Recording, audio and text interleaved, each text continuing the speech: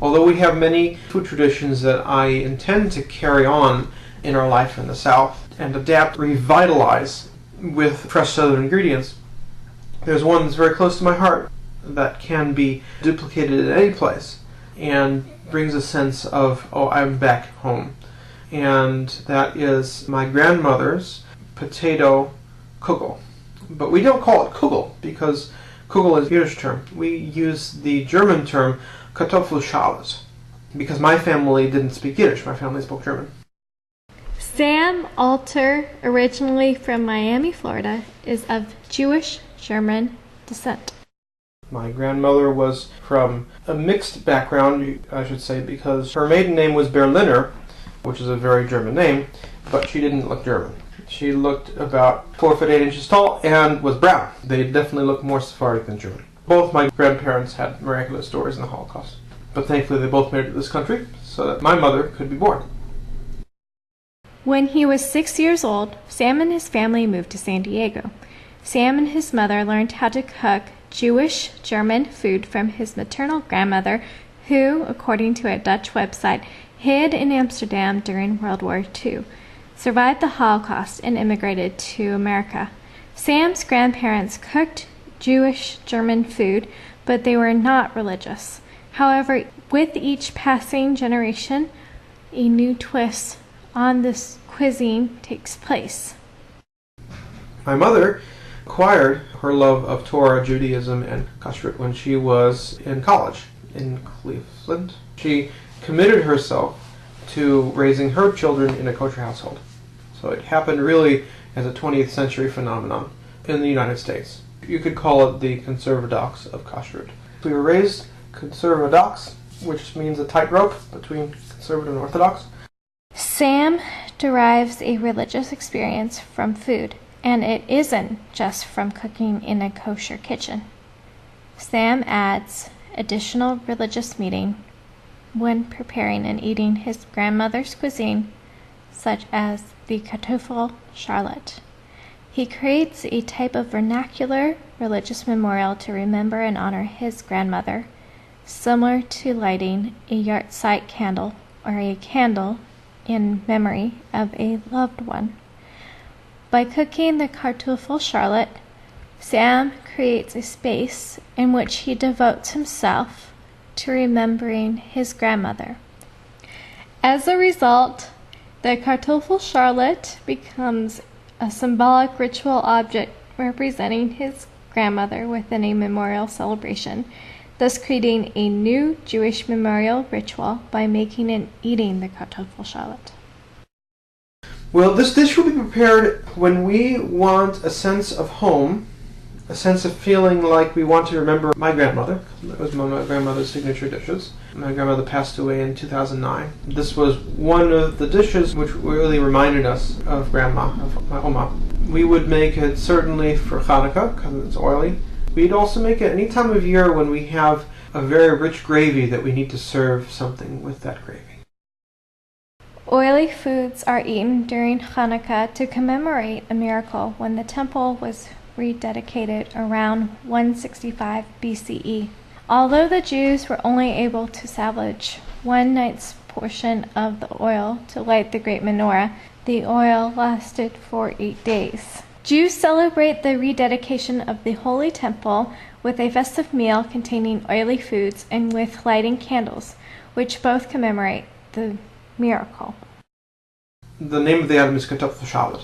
It's relatively round, it's crispy on the outside and gooey on the inside, and always delicious. It sops up whatever gravy it's next to. It adds to the flavor of any dish that you serve it with, any savory. So, you take a frying pan, you make it very hot, because you're almost burning the layer of potatoes that are on the top of the bottom, so you want the pan very, very hot. You add a substantial amount of oil to the bottom, enough to well coat the bottom of the pan, and that's one reason why this dish is great for Hanukkah. It's very rich and very delicious. You grate potatoes and onions into the oil, and you try to make a circular motion so you put the potatoes and onions all around the pan. Add lots of salt and pepper as you're going. So let's say you do a potato and then you add salt and pepper. You do half an onion, and you add salt and pepper, and you continue going until you have about a 2-inch thick mass of grated potato and onion, and well seasoned. You can optionally add some day-old challah bread if you wish. You let that cook for about 10 minutes, which is a very long time for something that hot on the pan. The idea is you're creating this crispy crust of pure potato and onion. And that side is done, but the other side is raw. So you take a second pan and you slide the half-cooked shallot onto that pan, and then you flip it back over onto the first pan. So you use a second pan as a method of flipping it over, or a piece of metal, whatever you need to do. You of course add a lot of oil to the second side as well, because you want the second side to also make that crust. And you leave it on, again, very hot pan for another 10 minutes or so. And afterwards, at the end, you have both sides very crispy and the middle nice and gooey. And you cut it into pie slices. And each person gets a nice pie slice. And you put your gravy on top of it. And that is an excellent, very traditional way. So anytime when you want to remember our roots and have a wonderful gravy item that we need something to eat it with, the shallot is an excellent candidate. So this dish takes the place of the latke. The latke is a more Eastern European dish. It calls for matzah meal and eggs, whereas this dish is more to the German taste. It's a very festive meal.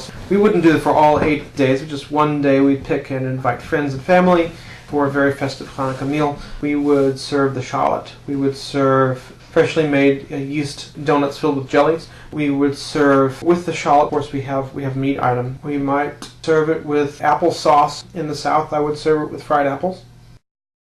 Well, it's Hanukkah, so you have candle lighting and singing of songs, and there isn't much pomp and circumstance with the shallot. You have the grater, and you grate it in there, and you make it. But the serving it, perhaps, is a bit more of the ritual, because you cut it into slices.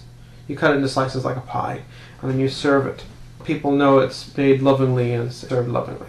We know that when it's served, it's something very special to us, because it's something that my grandmother would. It's a very fond memory of my grandparents, and it always tastes good. Sam also intends to add a southern twist to eating the dish as a way to make the dish more southern, including preserving fresh southern grown foods. Preparing and eating the dish is also important in passing down the core of his Jewish identity to future generations, and to pass down stories about his maternal family who fled Germany to propagate their memory. There are other things that I have adapted because they're unique southern ingredients that really add life and flavor to my family's tradition items. But this particular item is one, it's just potatoes and onions. But these potatoes and onions are transformed into memories. And potatoes and onions you can find anywhere in any supermarket. But making them in this manner, they're transformed into memories. We intend to keep those traditions. So for instance, it's fall, winter, if we can get good fresh apples, fried apples, or fresh applesauce from mountain apples, which would be a wonderful complement to the typical shallot. We have made into a tradition in our family to get a bushel of fresh mountain apples and making fried apples and apple butter. I think that's a wonderful tradition to have for a family, and it's a very southern one. We used applesauce from a jar, but the applesauce was store-bought, and the idea that you could replace that with something homemade and something meaningful is a very wonderful opportunity, I think. As we're settling in Atlanta, I intend on carrying on these traditions in our family. Food is, to me, part of what propagates identity.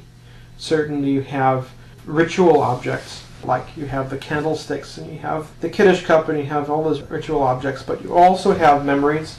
Naturally, my future children, God willing, won't be able to recall my memories, but we can instill similar memories in their minds of why these foods are so precious. They're not just tasty, they're not just nutritious, but they also have very significant place in our identities and help us realize what is home and what is really our roots in our culture. I hope by incorporating some good fresh southern ingredients and southern techniques, I can bring a new dimension and revitalize those traditions for the next generation.